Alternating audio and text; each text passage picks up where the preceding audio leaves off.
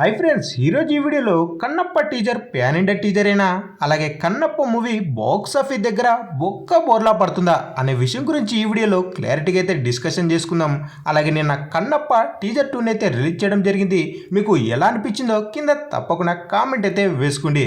అలాగే కన్నప్ప టీజర్ 2 నాకు ఎలా అనిపించిందో తెలుసుకునే ముందు తప్పకుండా మన ఛానల్ని ఎవరైతే కొత్త వాళ్ళు వాచ్ చేస్తున్నారో వీడికి ఒక లైక్ అలాగే సబ్స్క్రైబ్ అయితే చేసుకోండి.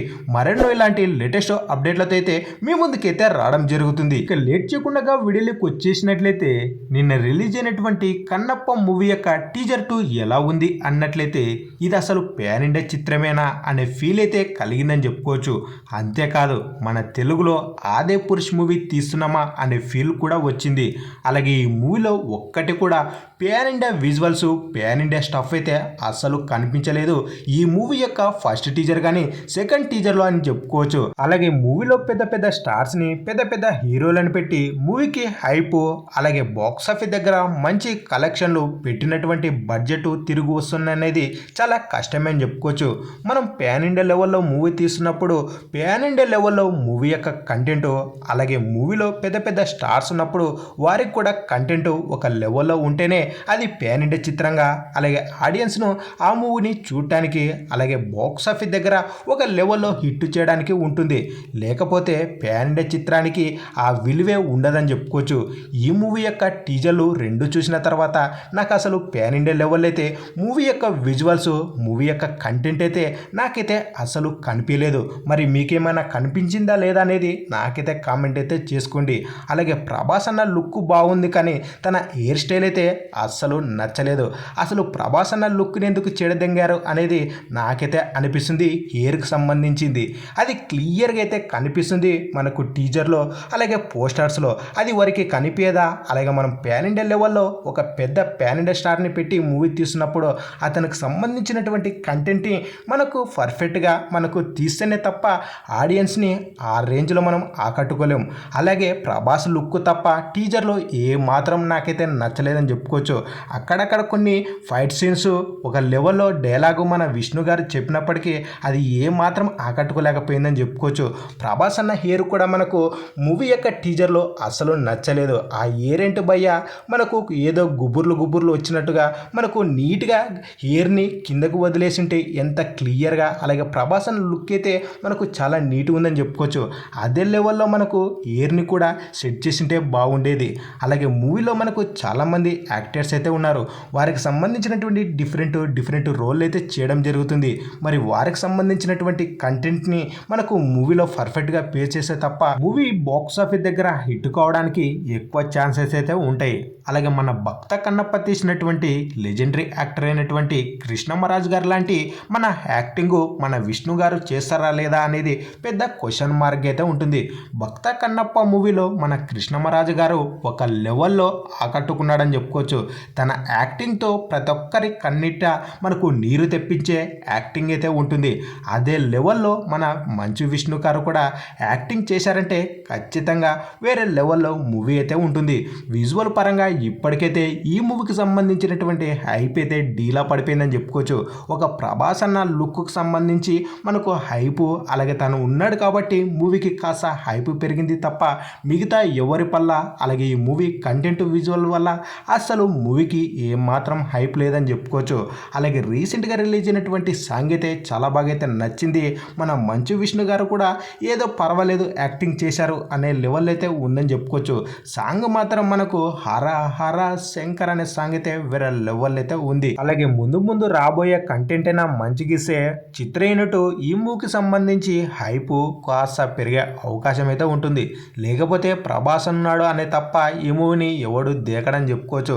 అలాగే మంచు ఫ్యామిలీకి ఇప్పటికే సోషల్ మీడియాలో విపరీతమైనటువంటి ట్రోలింగ్ అయితే చేయడం జరుగుతుంది.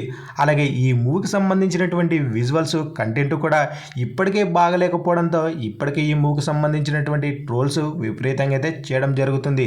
ఈ హరహర శంకర సాంగ్ వచ్చినప్పటి నుంచి కాస్త మూవీపై ఏదో కొద్దిగా ఎక్స్పెక్టేషన్లు అలాగే ప్రభాస్ అన్న ఉన్నాడు అలాగే రీసెంట్గా రిలీజ్ అయినటువంటి టీజర్లో కూడా తన లుక్ బాగుంది తప్ప తన హెయిర్ కట్ అయితే బాగాలేదని చెప్పుకోవచ్చు.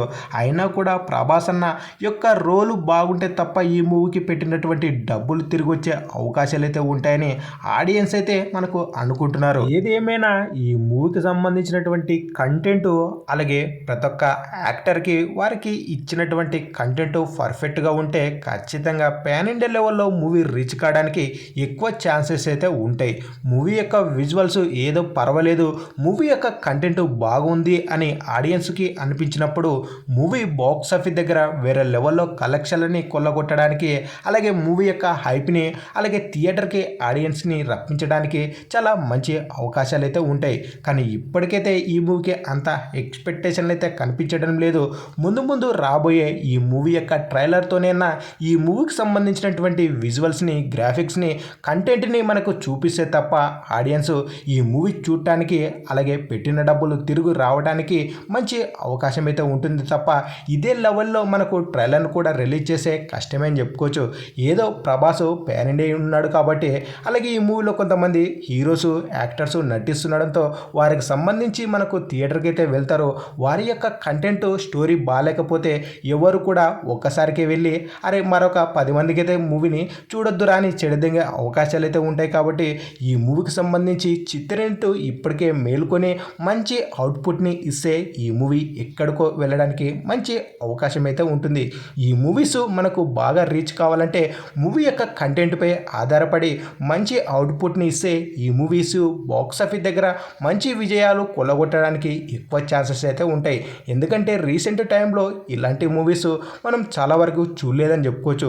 ఇలాంటి కంటెంట్ ఉన్న మూవీస్ని మంచి కంటెంట్తో ఇస్తే ఈ మూవీస్ ఎక్కడికి వెళ్ళి మంచి బాక్స్ ఆఫీస్ని అయితే కొల్లగొట్టడానికి మంచి అవకాశం అయితే ఉంటుంది. అలాగే కన్నప్ప మూవీలో కాజల్ అగ్రవాల్ గారు పార్వతీదేవిగా నటిస్తున్నట్టు మనకు టీజర్ 2 అయితే రివీల్ చేయడం జరిగింది.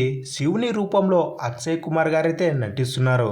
అలాగే మన ప్రభాస్ అన్న కన్నప్ప మూవీలో పవర్ఫుల్ క్యారెక్టర్ అయితే చేయడం జరుగుతుంది. రుద్ర క్యారెక్టర్ అంటే నందీశ్వరి పాత్రలో మన ప్రభాస్ అయితే కనిపించడం జరుగుతుంది.